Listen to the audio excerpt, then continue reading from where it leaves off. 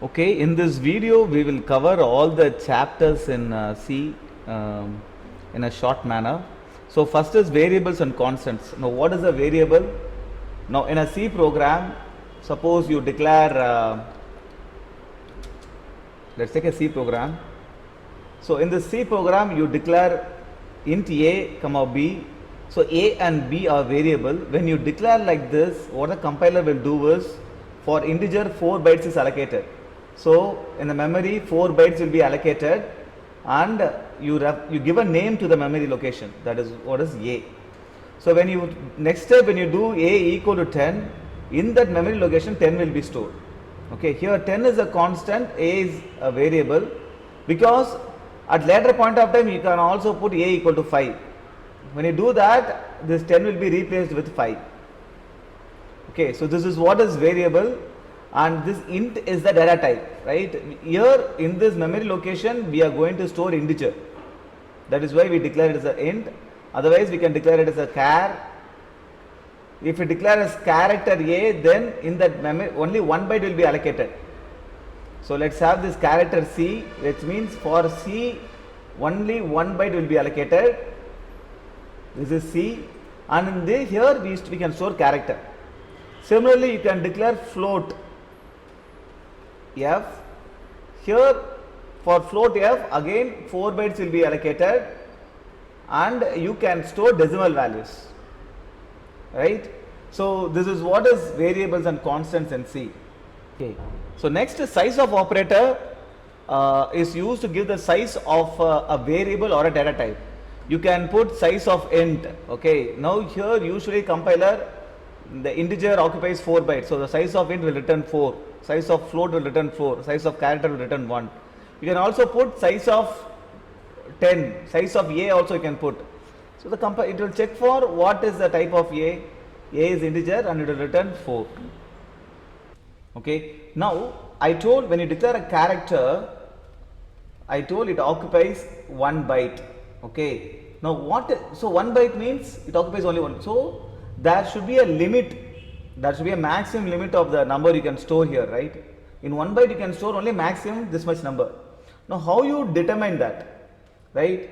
So this is how you have to bring in permutation, right? 1 byte is 8 bits, correct? And each place can occupy either 1 or 0, which means you can fill this in 2 ways. Similarly here you can fill in 2 ways. This bit can be filled in 2 ways. So 8 bit can be filled in 2 into 2 into 2 into, that means 2 times you have to multiply 8, which is 2 power 8 ways you can fill this. That many different ways you can fill, right? If you take 2 bits, right, how many different ways? You can fill like 0 0, 1 0, 1 1 and 0 1, which means 2 into 2, 4 ways you can fill. If there are 8 bits, if you multiply this 2 power 8, which is 256 ways you can fill. Okay, if it is a signed character, you can store from minus, totally 256 numbers you can store. So which is minus 128 to plus 127 you can store if it is a signed character. Now it is if construct. So in a programming language, this is very important. You want to execute a set of statements based on one particular condition, right? If the condition is false, you want to execute another set of statements. Okay, so this is the syntax to do that. If condition or statements and else the set of statements. So if this condition is true, these statements will be executed, right? So the conditions can be, what is the logical expression? You can have equal to or not equal to, less than, greater than, less than or equal to, greater than or equal to. These are all relational operators. Okay, so this is how it will be, right? You can also combine conditions using and or operator. So if the code is greater than I and the key is equal to 5, either this condition should be true, or code should be less than 5 and the value should be equal to 1, or this condition has to be true. If either of this whole condition is true, this printf will get executed. Okay, this is what is if and else construct. Okay, and in C always remember right? The condition always evaluate to be either 0 or 1. In C, a non-zero value is true. If this condition is non-zero, I can put a condition like this: if 5 is a non-zero value, right? This is valid actually. This is a non-zero value, so it is true. So this statement will be executed, right? And see, suppose if the flag is 0, if you put this exclamation mark, right? This exclamation mark will make a non-zero value to 0 value, right? So if it is non-zero value, if you put exclamation mark, if it will become 0, then the condition will become false. Suppose if the flag is 0, you put a not of it, not of 0 will be not of 0, which is equal to 1, right? So it's a true value.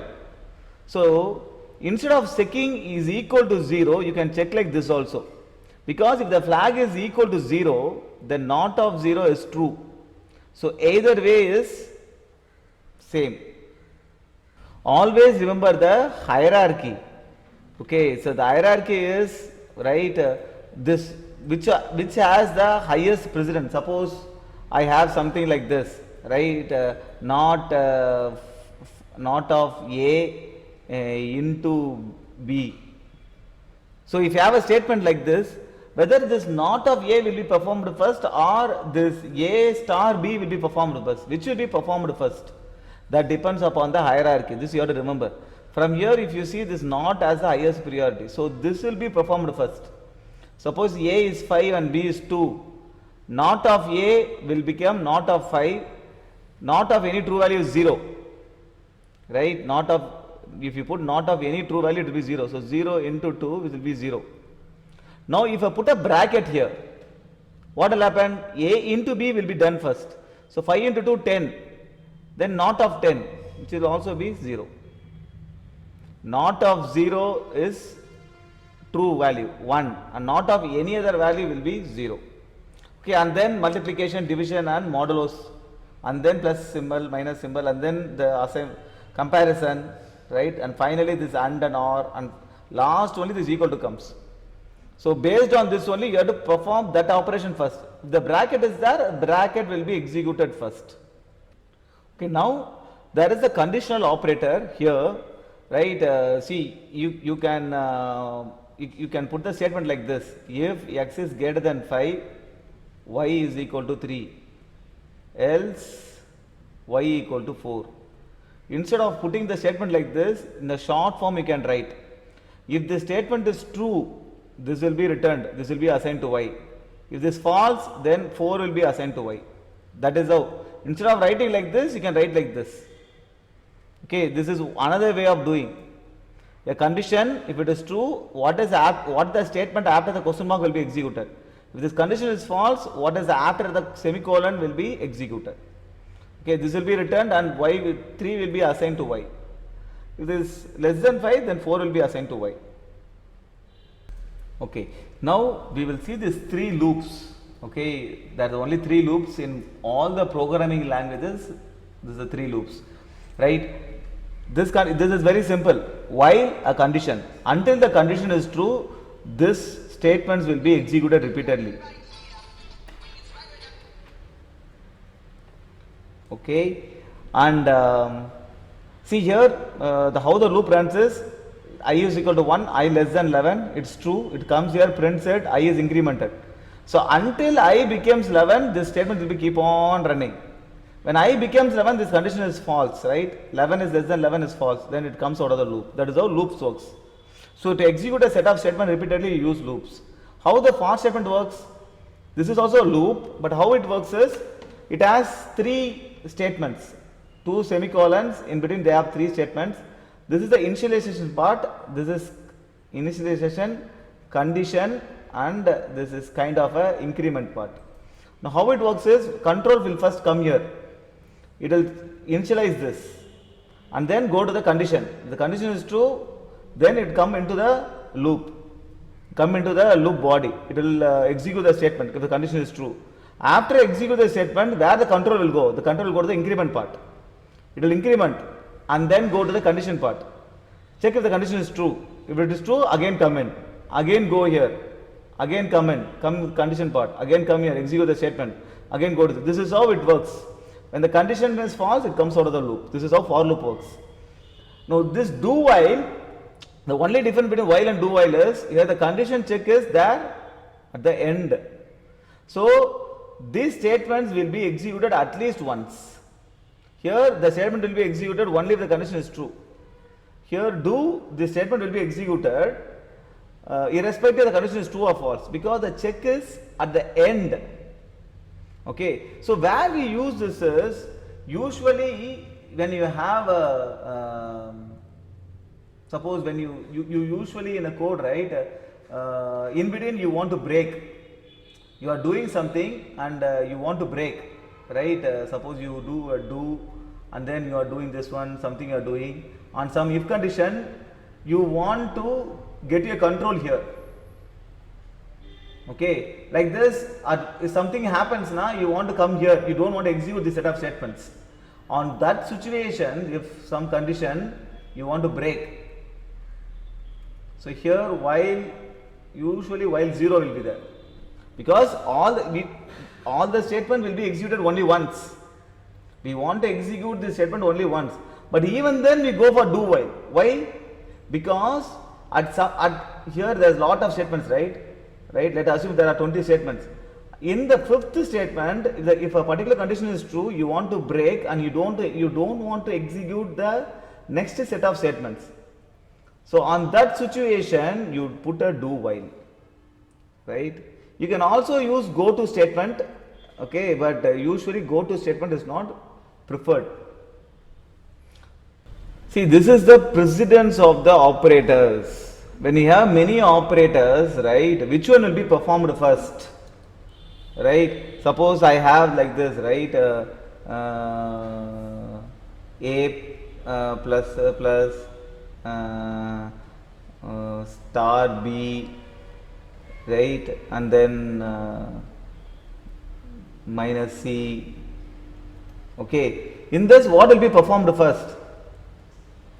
Right, so it will go according to this precedence. So first this plus plus has highest precedence, so this will be performed first. Next minus is there and multiplication is there. In this multiplication get the highest precedence, then minus. Okay, so this will be performed first and then only this will be performed. Okay, now instead of this multiplication, if you have plus, right, so plus plus, this will be performed first. Now plus and minus, right, it has same precedence, right? Plus and minus has same precedence, right? Then whether plus will be executed or minus will be executed first, B minus C will happen or this plus will happen, that depends upon the associativity. So they have told it is left to right. That means what? First left thing will be executed, after finishing this then the right thing will be executed. That is what is associativity. Okay, so now there is two statements called break and continue.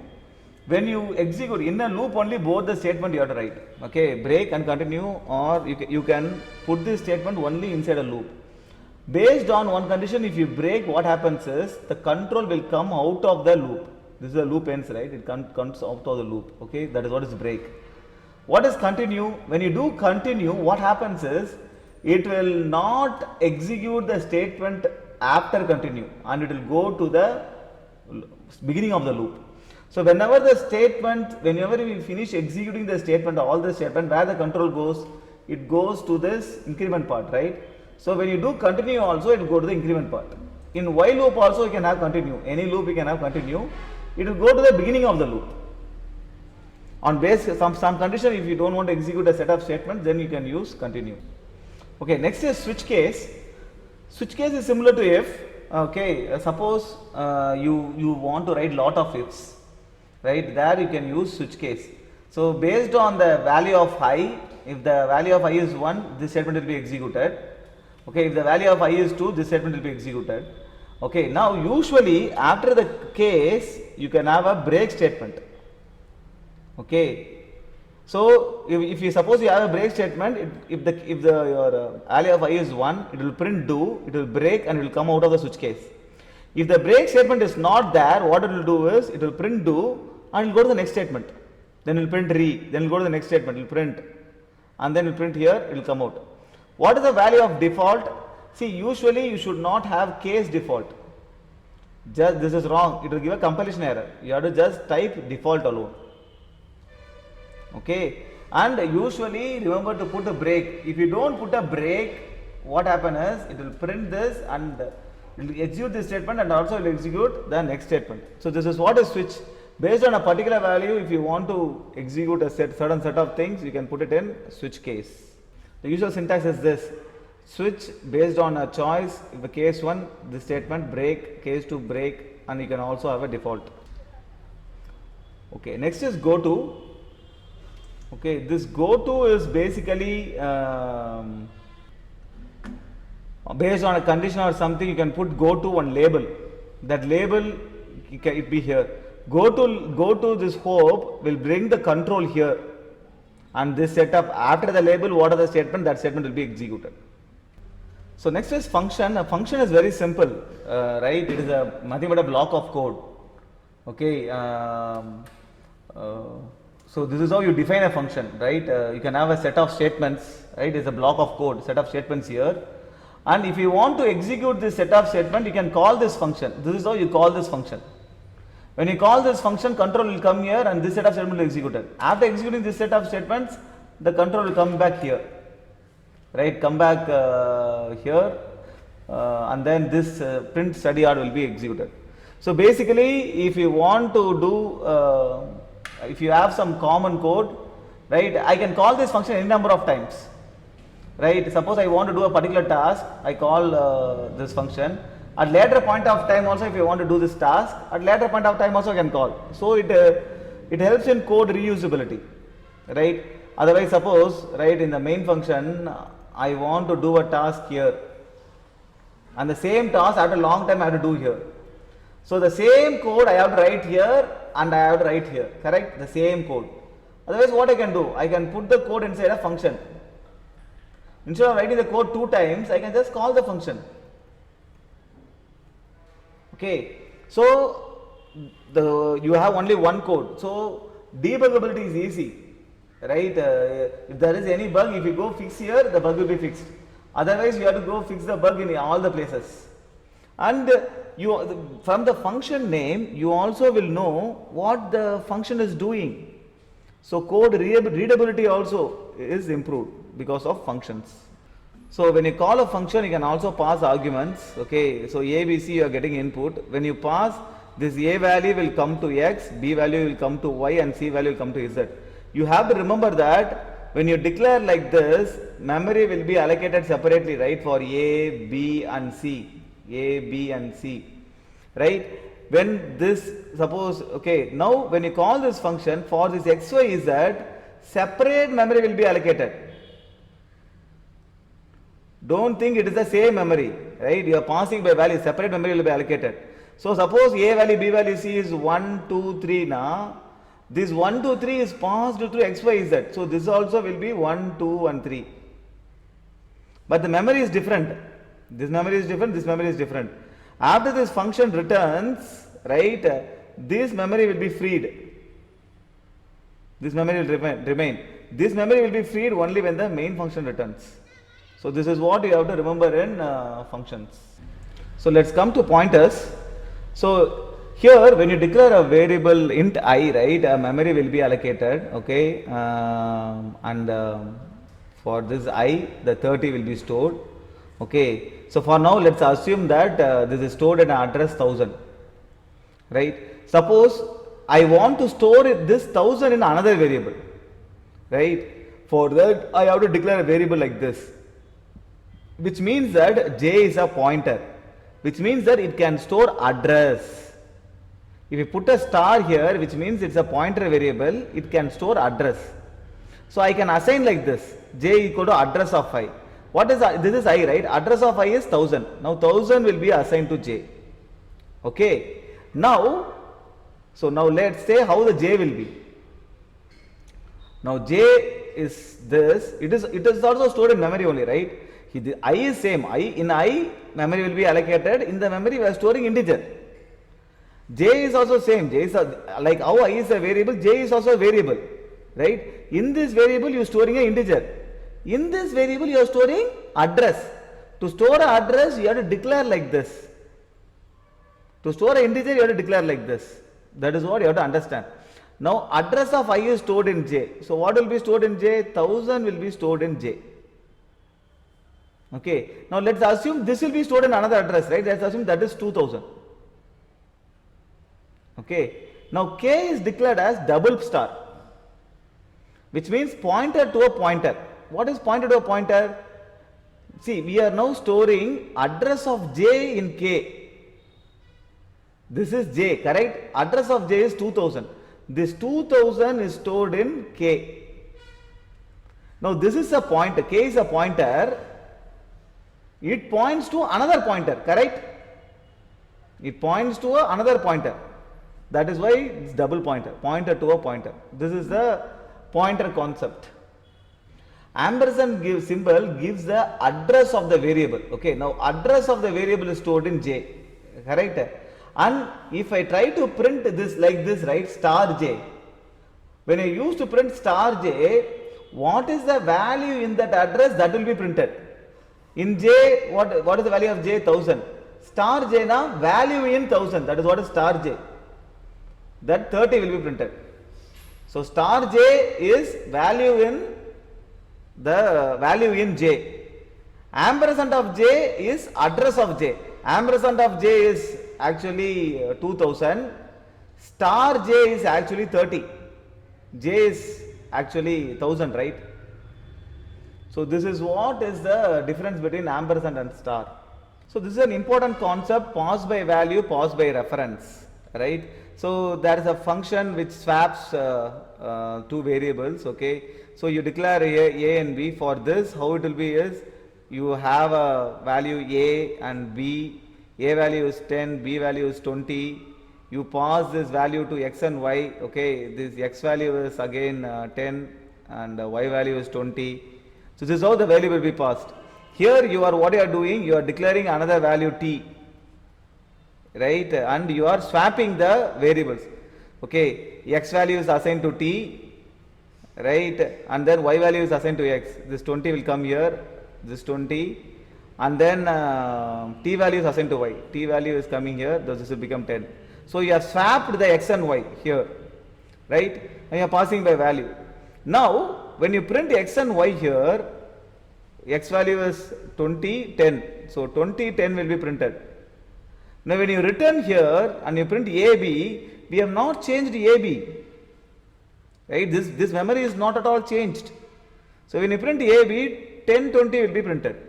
This is what is passed by value. You are passing the value. Here you are passing the address of the variable. Okay, so if it is stored in 1000, this is 1004. 1000 and 1004 is passed. Correct? Here what you are doing, you are changing the value in that address.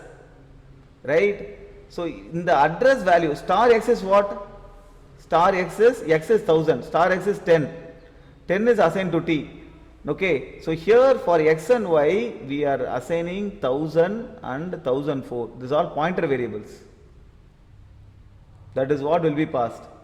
Now here, you are changing the value in the address. So here, this address thing will be changed. This will become 20 and this will become 10 after swapping.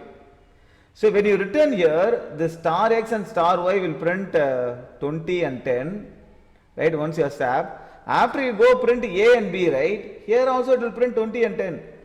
Because the value in the address is passed. This is 20, this is 10. The value in the address is changed. This is what is the difference between pause by value and pause by reference. Now if you take here, this function returns a sum, right?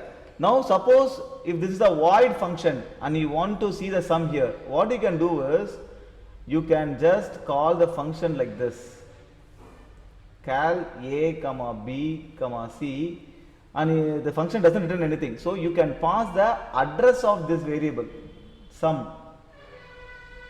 Okay, here what you can do is you can calculate the sum, and this function doesn't return anything, right? After this statement, right, this is one more variable, right? You can have address of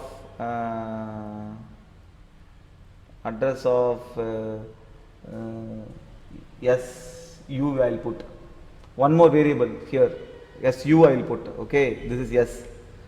Right. So after this, what I'll put? So you will be passing like this, right? Int x into x into y into z, and finally int star of SU.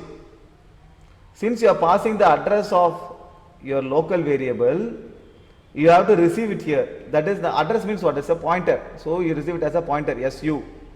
Now after calculating the sum, I update the memory value with the sum, and I don't return. Okay, so a memory will be allocated here, right, for the sum. Okay, let's assume the memory is 1000. I am passing 1000, right? This address of sum I passed. Here in the value in the 1000 is updated with the sum. Okay, so this value will be updated, and finally when we go print it, the value will be printed. And this way, without returning also, you can pass the address and collect it in the caller. Next is recursive function. Okay, so this is a program to calculate factorial of a number. A function calling itself, right? That is called a recursion. Here, see, inside the function you are calling the same function. Okay, that is what is a recursive function. Now, how it works is so simple, right? Suppose you are passing the value 3 here. You want to calculate the factorial of a number, you are passing 3 here. Okay, now it comes here, 3 is equal to 1, no, else you are calling the same function with x minus 1. So the same function is called. Okay, now 3 minus 1 is 2, no, 2 is passed here. It comes here, it say x equal to 1, no, again here 2 minus 1, which is 1, 1 is passed here, right? 1 is passed here, right, 1 comes here, and equal to 1, return 1. This return 1 will return here. Okay, now here it will return 1. In this function, what is the value of x? That is what you have to think. Here, the value of x is 2, correct? So this will be 2 star 1, which is 2. The 2 is stored in f, again return f. This will be 2 will be returned, correct? This 2 will return here, correct? And then here in this function, what is the value of x? Is 3. So 3 star 2 is 6, 6 will be stored in f, this return f will actually return to the main function. This is how recursion works. So data types and building blocks, okay, one of the important chapters. Now what is storage class? Okay, so storage class decides, these are the different storage class, automatic, register and static. It decides, it is for a variable, okay, it decides where the variable is stored, whether in the memory or CPU register, okay, and what is the default initial value, what is the scope and what is the life, okay. What do you mean by scope and what is life, we will see now. Okay, so here, see, this is how you declare a variable. When you declare a variable, you can specify the storage class. Instead of int b, you can put, before you can put register. If you put like this, which means that it will be stored in CPU registers, it will not be stored in RAM. Okay, you can put auto. If you put auto, it will be stored in memory. And what is the, you are not initialized it, so the initial value will be a garbage value. You don't know what value it is. Okay.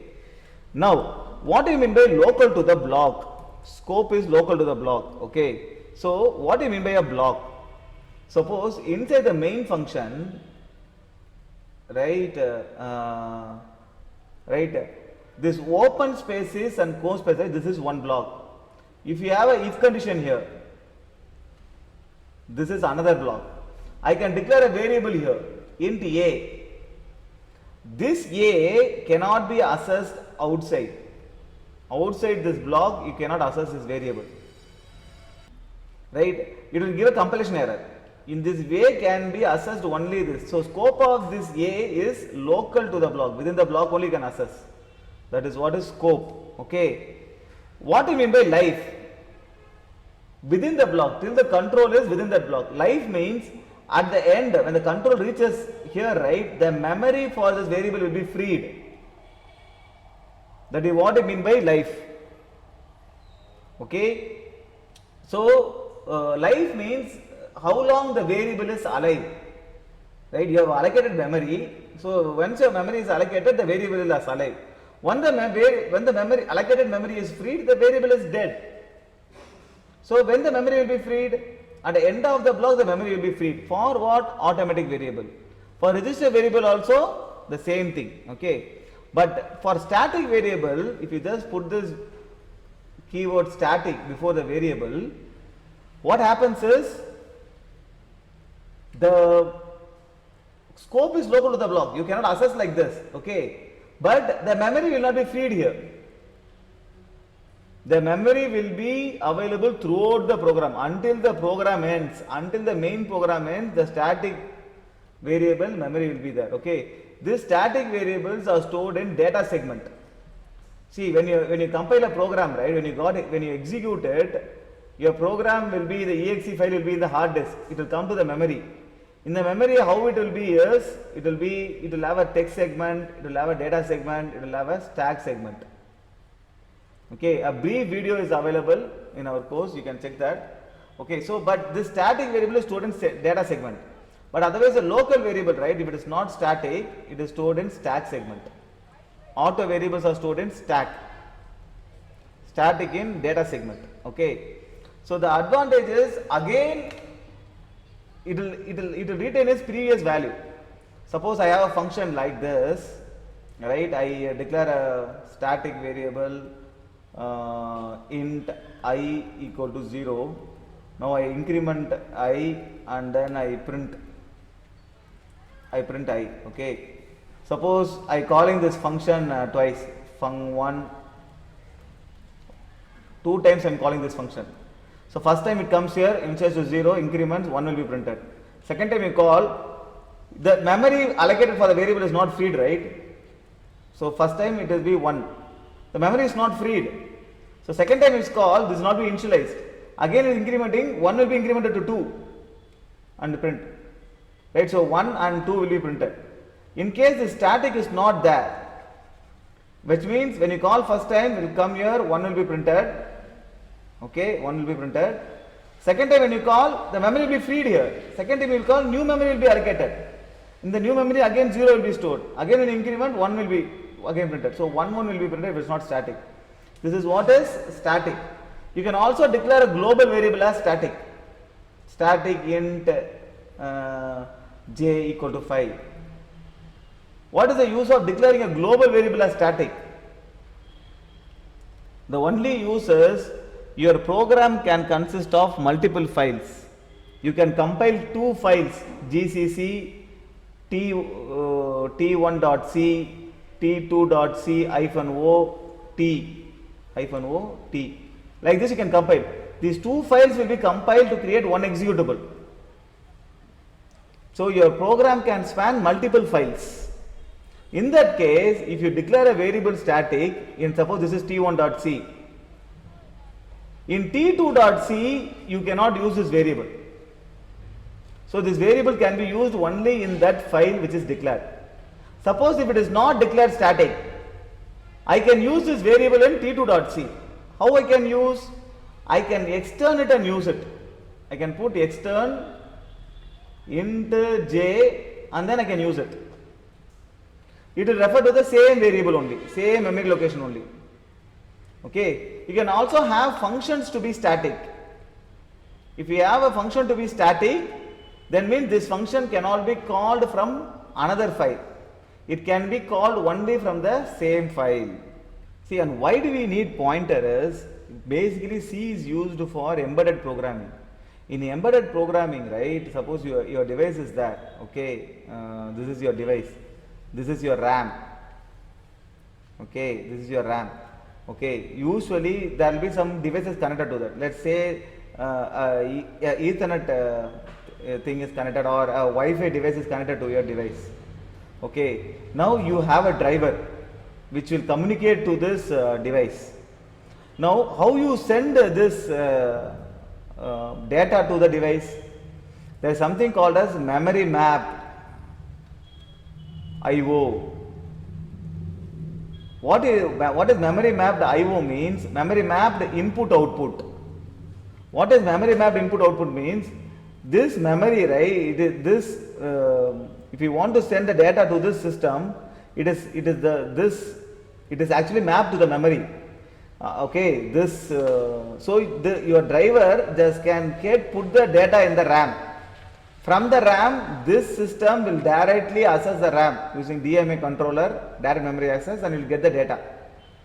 So our code has to write in that corresponding address, correct? So how you will go to put the corresponding address? Only using the pointer variable, right? You have to have a pointer variable which stores the corresponding address, and you have to dereference it and write the data. So this is one of the main use of having pointers. So next is preprocessor.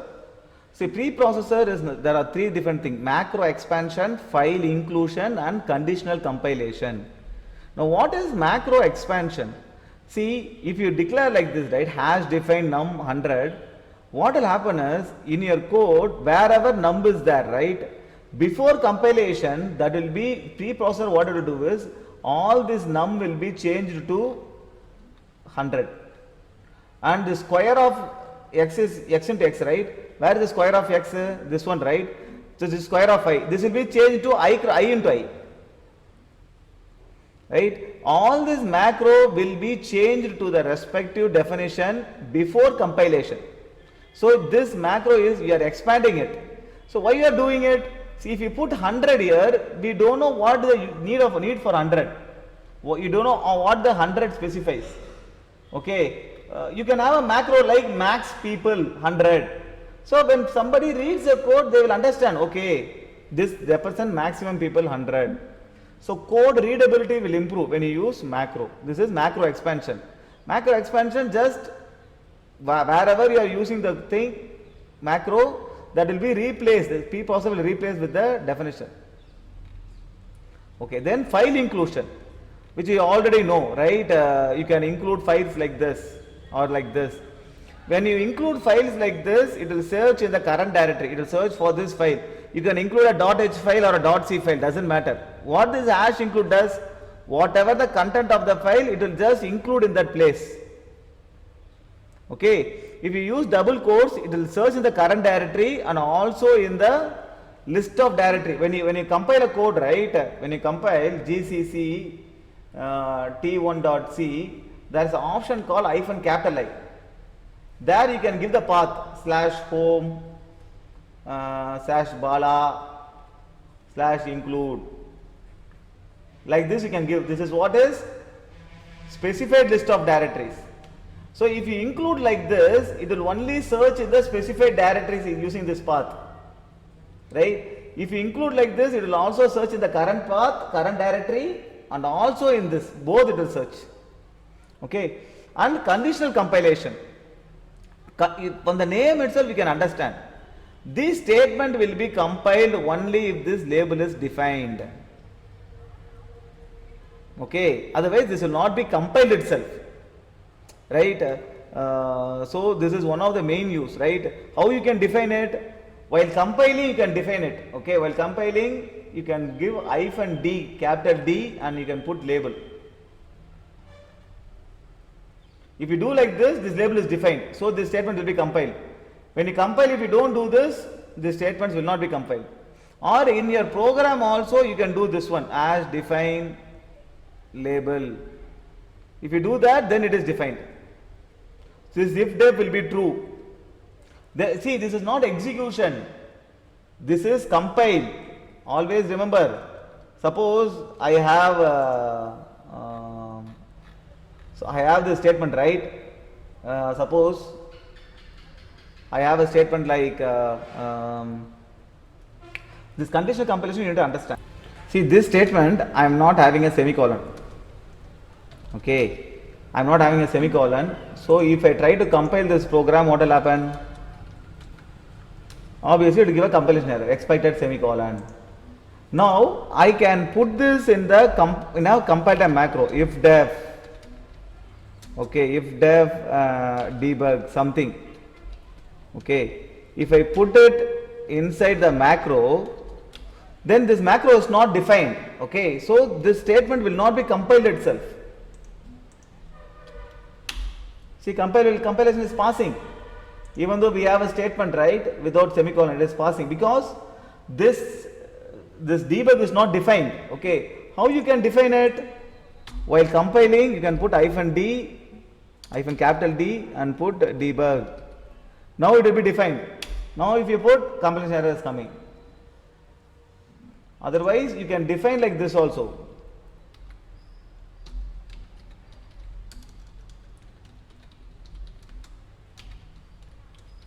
Okay, now also it will be defined.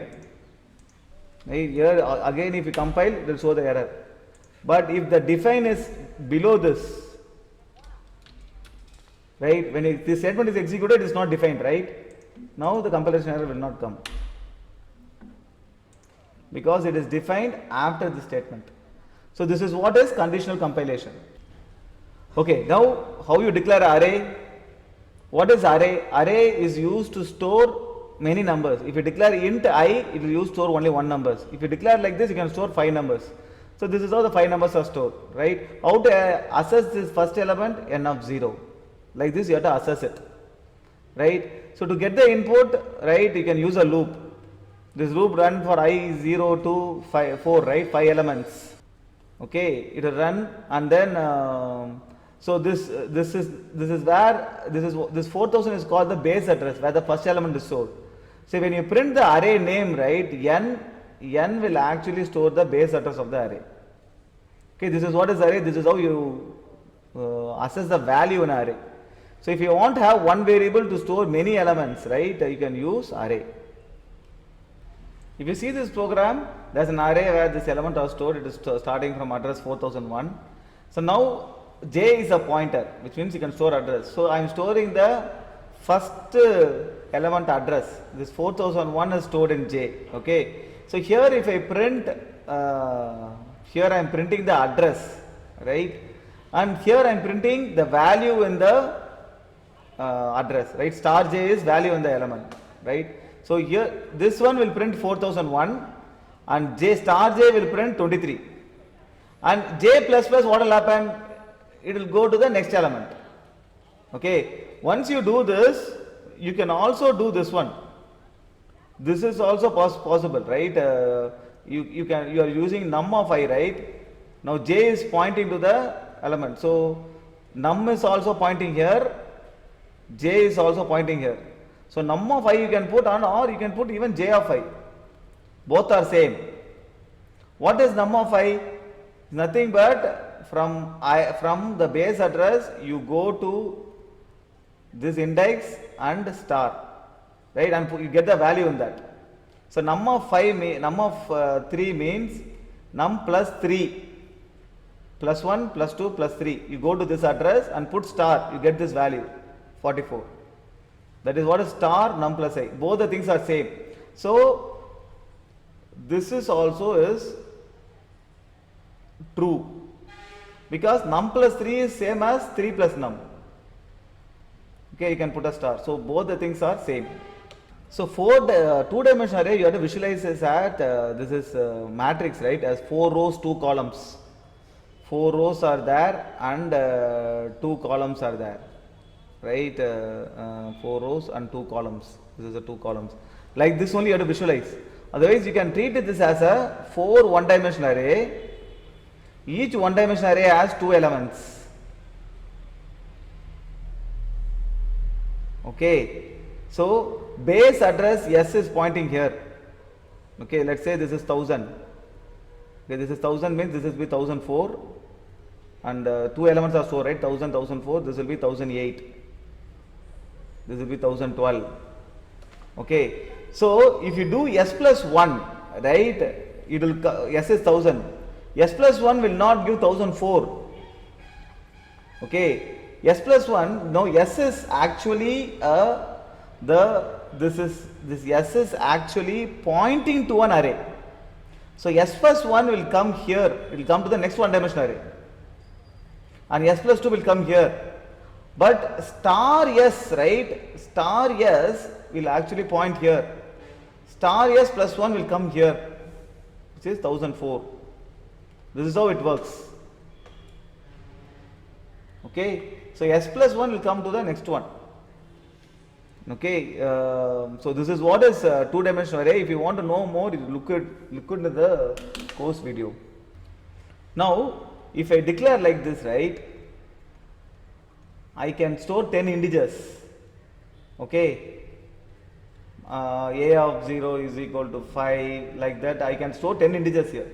But if I declare like this, a star before this, right, if I put a star here, it means here it's an array. In the array you can store integer. This is also array only. In this array you can store integer pointers, right? So this is nothing but array of pointers. You can say array of integer pointers. This is array of integers. So both are array only. In the array you store integer, in the array you store pointers, which is address you store, and that is how you declare it. Your string is nothing but a word, it is nothing but a character array, right? If you have a character array, in each element you can store character, and at the end there will be a null character, okay, to determine the end of the string. So it's nothing but a character array. Okay, so next is structure. Okay, structure is basically it is collection of many fields, right? Suppose I have if I want to store account information, so I need to store name, I need to store the account number, account name and balance, a lot of things I have to store. I can group all this data into one unit and call it and that is what is structure. Okay, and I can declare variable for this structure. This is Shiva, this is Raman, like this I can declare a variable. Okay, and using the variable I can access the field. How I access the field? Variable dot that field, like this. Variable dot like this. Like this only you have to access the field in the structure. Okay, and suppose see, I am declaring a pointer. Inside the pointer I am storing a value. See any problem in this program? Okay, so here if you see how that exactly happens, memory will be allocated for P, right? Memory will be allocated for P, and this P, right, this statement is not there, right? This P we have not assigned any value. Only memory is allocated to store an address. But inside this value, right, inside P, what value is there? We have not assigned any value. So this will be garbage. Okay, and you are trying to dereference it and store value 5. So this will be treated as an address, and in that address, we don't know what value is there in that. In that address, you are trying to store 5. Okay, so this is wrong. What you have to do? You have to allocate memory to store 5, right? You have allocated memory to store only address. You didn't allocate memory to store 5. First you have to allocate memory to store 5. That address you have to assign it to P. How to do that? P is equal to malloc of 4 bytes or size of int. Now you have allocated 4 bytes. Let's assume this malloc is returning 1000. So now you have allocated 4 bytes and this is 1000, and this you have assigned to P. Now P contains 1000. After that, if you put star P, the value in that address, there you can assign 5. Before allocating memory, if you try to access the value, is wrong. It will give a segmentation fault. Okay, same case here. You can also have, like how this is an integer pointer, you can also have a structure pointer. Structure account star P. Okay, and here using the pointer, how to access the field is P arrow mark number. Using the variable you have to put dot. Using the pointer you have to put arrow mark. But before accessing it, like here also you have to allocate memory. You have just declared one pointer, declare only 4 bytes. You have to allocate size of this structure. After allocating memory only, you can access the fields using the arrow mark. So next is bitwise operation. You have left shift, right shift, okay, and OR operation and all. Left shift, see, suppose this is how the A is bitwise. Left shift will shift the bits to the left side. Okay, if you see here, right, if you shift it left side, this 1 will come here, then 2 zeros, then 1, then this 0 will come, then the 2 1, and then 0. Same thing happens here. See, this whole part, right, this whole part is shifted left side. It came here, and then 1 0 is added. This is left shift. Right shift is going to the right side. Okay, so basically this part will come to the right side. It came to the right side. This part is here, and then 1 0 will be added. This is what is left shift and right shift. You can shift by once, twice, thrice, anytime you want. And second is AND operation, right? AND is basically, suppose I put a and B abrina. If both are 1 only, it will be 1. So here 1 0, that will be 0, 1 1 is 1, 1 0 0 0, 1 0 0, everything. Both has to be 1. This is AND operation, right? This is also 0, this is 0, this is 0. Okay, this is AND operation. OR operation, if anything is 1, it will be 1. This is 1, 1, this is also 1, 0 0 is 0. Then this 1 1, this also 1, this also 1, here 1 1 is there. Right? This is what is OR operation. XOR operation, both should be different. 0 0 0, 1 1 is also 0. 0 1 is 1, 1 0 is 1. So both should be different. Here this is different. So XOR operation. 1 0 different, 1. 1 1 is same, so 0. 0 0 is same, so 0.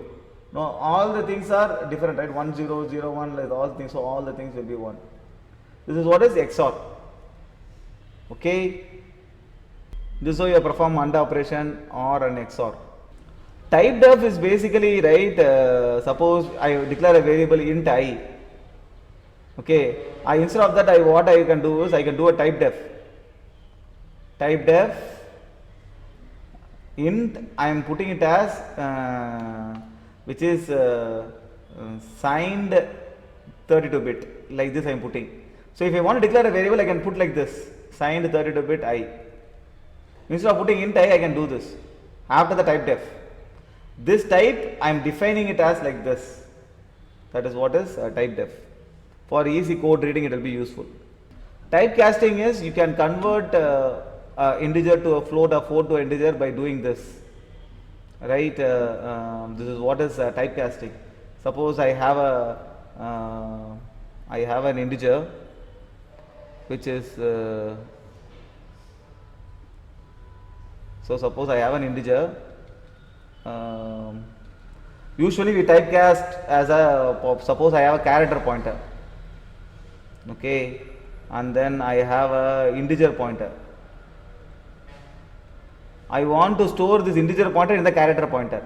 So what I can do is p is equal to, you can just typecast this integer pointer to a character pointer and then store here to avoid any warnings. This is what is typecasting. You are changing the type, right? Casting it. And last is structure built feeds. While declaring the structure variable, you can put a colon and give some number. That many bits only will be allocated. Right? Here only 1 bit will be allocated for A, 2 bits for B, 3 bits for C and 4 bits for D. Okay, so accordingly you can store. Okay, and the last and important point is pointer to a function. Okay, when you declare a variable like this is pointer to an integer. That means shows the address of an integer. If I declare like this, it stores address of a function. So suppose you have a function, this shows the address of the function, right? The function name gives the address of the function. The function name you can assign to this variable, because this variable is pointing to a function. And you can call the function like this. You can call like this. Usually you call the function like this, right? Like this you can call. Now this is stored, right? You can call like this also. Or you can call like this. Either way you can call the function. Okay, this is what is function pointer.